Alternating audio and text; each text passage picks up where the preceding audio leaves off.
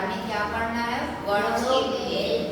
वर्णों के भेद उच्चारण की दृष्टि से वर्ण को कितने भागों में बांटा गया है? दो।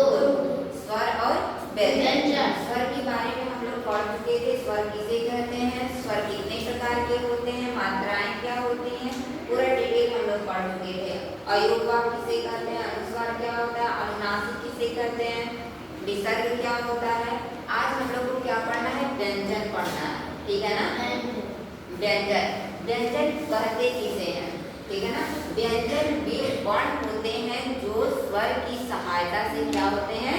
बोले जाते हैं। या ये भी कह सकते हैं कि जिन वर्णों का उच्चारण करते समय वायु मुख से रुक कर बाहर निकलती है, ठीक है ना, उसे हम क्या कहते हैं? व्यंजन कहते हैं। जैसे किसी व्यंजन वर्ण का आप उच्चारण कर रहे हैं, जैसे आपने लिया क, क्या रहा है? आ रहा है ना। च, क्या है? म, आ रहा है ना। तो व्यंजन वे वर्ण होते हैं जो स्वर की सहायता से बोले जाते हैं, उसे हम क्या कहते हैं? व्यंजन कहते हैं। अब व्यंजन के भेद में देखिए, उच्चारण की दृष्टि से व्यंजन को कितने भागों में बांटा गया है? 3 भागों में बांटा गया है। कौन कौन से? स्पर्श व्यंजन, अंतःस्थ व्यंजन और ऊष्म व्यंजन। देखिए, स्पर्श व्यंजन कहते किसे हैं? ऐसा व्यंजन जिनका उच्चारण करते समय वायु मुंह के भीतर किसी न किसी भाग से को स्पर्श करके बाहर निकलती है, ठीक है ना, उसे हम क्या कहते हैं? स्पर्श व्यंजन। फिर ध्यान से सुनिएगा, देखिए, ऐसे व्यंजन, ठीक है, जिनका उच्चारण करते समय वायु मुंह के भीतर से किसी न किसी भाग को स्पर्श करके क्या करती है? बाहर निकलती है, उसे हम क्या कहते हैं? स्पर्श व्यंजन कहते हैं। स्पर्श व्यंजन की संख्या कितनी होती है? 25। बताया था ना, क से लेकर म तक। हमने यहाँ लिखा हुआ है, देखिए, ये व्यंजन है क, ख, ग, घ, अंग, च, छ, ज, झ, य, ट, ठ, ड, ढ, अड़, द, थ, द, ध, न, प, फ, ब, भ, म। ध्यान दीजिएगा इसमें, जैसे कह रहे हैं कि जिनका उच्चारण करते समय वायु मुंह के भीतर से किसी न किसी भाग को स्पर्श करते हैं। जैसे कवर का उच्चारण करते हैं, कहाँ से? कंठ से करते हैं, करते हैं ना। कहाँ से स्पर्श होता है? कंठ से। कहाँ से होता है? कंठ से। जैसे हमने बोला क, कहाँ से निकला? ख, ग, घ, अंग, ठीक है ना। इसी तरीके से चवर कहाँ है?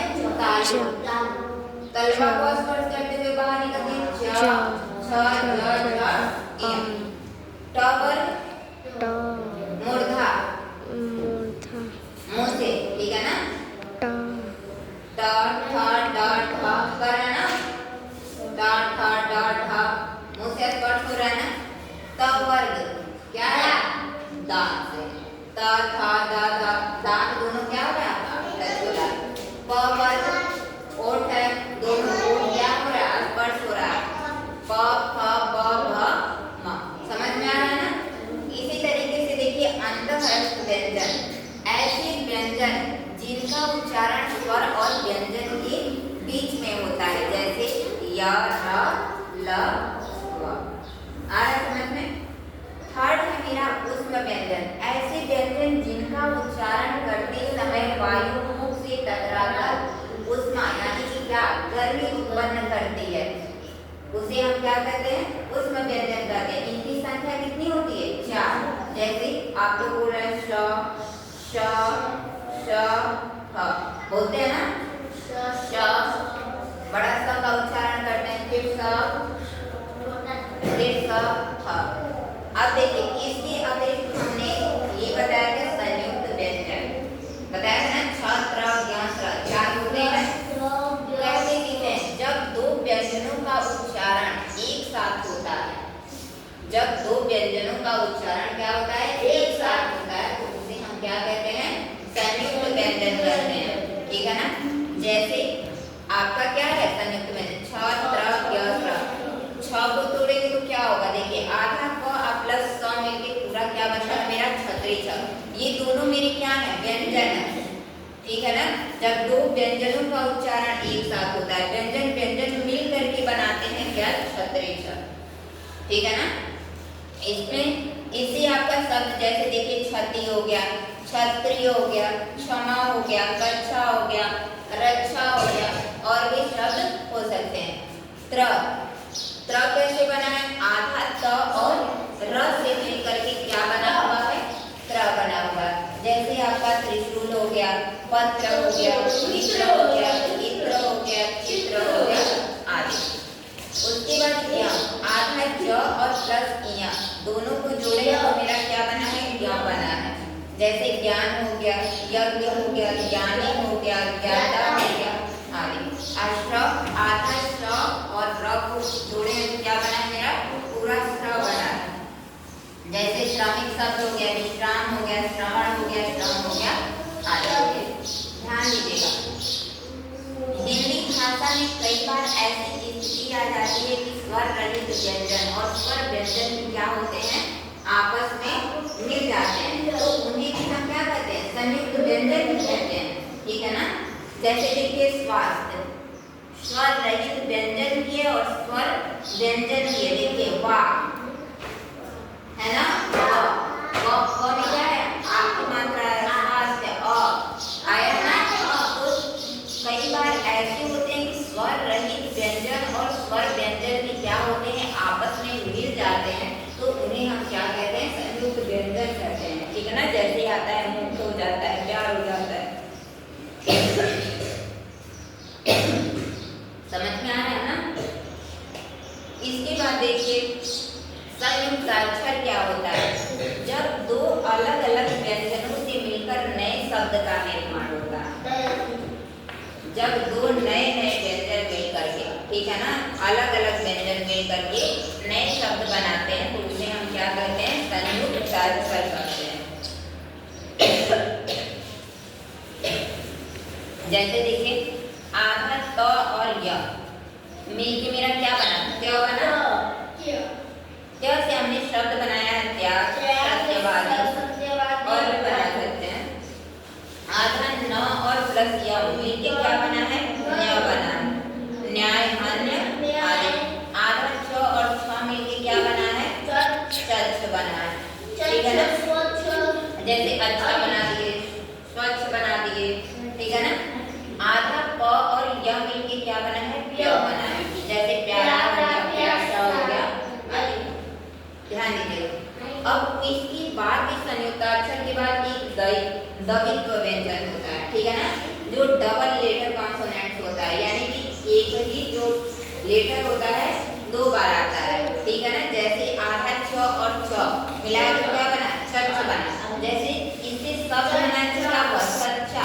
देखिए आधा छ और छ दोनों ये समान व्यंजन है ना, व्यंजन है ना। दोनों मिल करके एक नए शब्द का क्या करते हैं? निर्माण करते हैं, तो उसे हम क्या करते हैं? द्वित्व व्यंजन करते हैं। ठीक है ना। यहाँ से पहचान लीजिएगा, द्वित्व नहीं समझ में आएगा, डबल लेटर कॉन्सोनेंट। ठीक है ना। जैसे कच्चा हो गया, आधा चौचा आया ना। एक समान व्यंजन है। देखिए बच्चा, आधा चौचा बच्चा। आधा तो और तो मिलके क्या बना? तक बना। जैसे गत्ता समान व्यंजन है, सत्ता, भत्ता, कुत्ता, पत्ता। समझ में आ रहा है? ध्यान दीजिएगा। आधा ज प्लस ज मिलके क्या बना है? ज। सज्जा हो गया, छज्जा हो गया, मज्जा हो जाएगा, और भी शब्द हो जाएगा। आधा ग और प्लस ग मिलके कप बना है। जैसे पक्का हो गया, मक्का हो गया, सिक्का हो गया। अब ध्यान दीजिएगा, जो र होता है, र व्यंजन का प्रयोग, र व्यंजन का प्रयोग भी हम कितने प्रकार से करते हैं? 3 प्रकार से करते हैं। जैसे हम कोई शब्द लिखते हैं, जैसे प्रकार लिखा है हमने, ठीक है ना, तो प्र में क्या लगा है? र लगा है। इस तरीके से र लगा है ना, प्र में र पढ़ा जाएगा प्रकार।